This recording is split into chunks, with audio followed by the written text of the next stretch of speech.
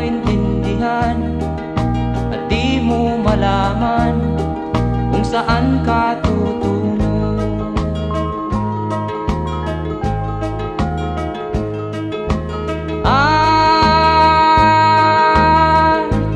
Kung nakamit mo na ang pangarap,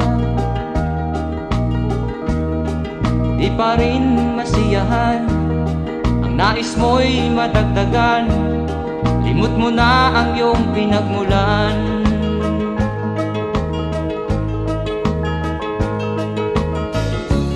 Bakit nga ba ganito? Ang tao'y walang kasiyahan.